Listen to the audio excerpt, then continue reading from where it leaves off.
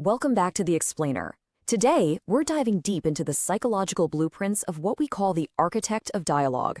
We're going to break down 5 kind of dark methods.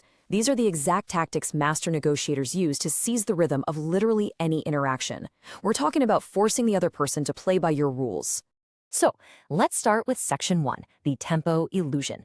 Have you ever been in a meeting where you literally felt like you were just drowning? You know the feeling. Maybe your boss is completely steamrolling you, or a colleague is talking so unbelievably fast you can't even find a split second to breathe, let alone actually speak your mind.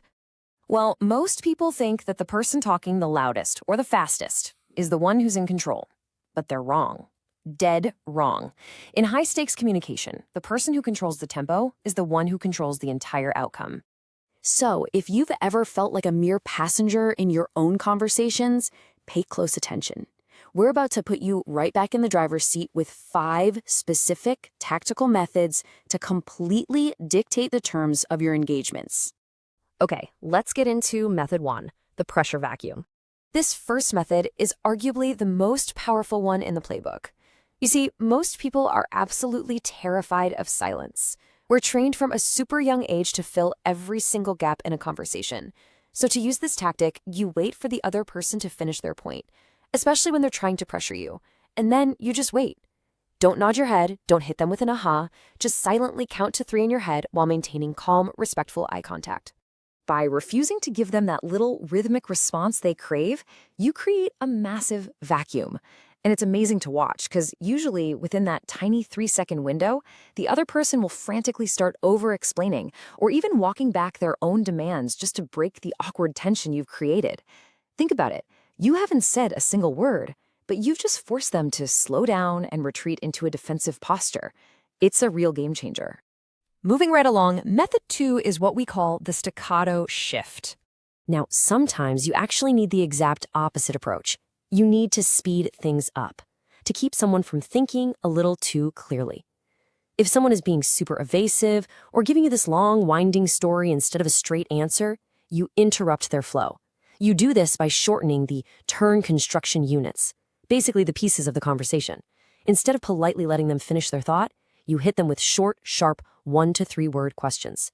Things like, when? Who else? Where exactly?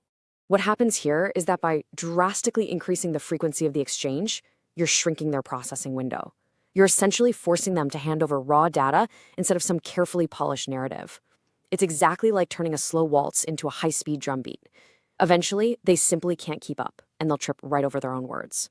Okay, that brings us to method 3, the TRP Hijack. This one is incredibly subtle, but oh so effective. In every single conversation, there are these things called transition relevance places. It's a fancy term for those natural points where the speaking turn shifts from one person to another. Now, most people just wait around for an obvious pause to speak, but you can actually predict exactly when a turn is ending just by watching the speaker's gaze and body orientation. So, to completely hijack the tempo, here's what you do. First, shift your gaze away while they're speaking. This subtly signals that you've heard enough. Then, and this is the crucial part, snap your gaze right back to them the exact moment you detect a natural boundary in their sentence. By timing your interjection right at that point of possible completion, you totally prevent them from launching into a brand new sentence. It acts literally like a conversational speed bump. It violently interrupts their momentum, allowing you to completely reset the agenda before they can even catch their breath and find a second wind. All right, let's move into our final methods for the day, mastering your delivery. This next tactic is an absolute classic power move. We call it the lower and slower. You know how when a conversation gets super heated, people naturally start talking way faster and their pitch goes way up? That's because they're unconsciously matching each other's adrenaline. Well, if you want to take total control of that room, you have to do the exact opposite.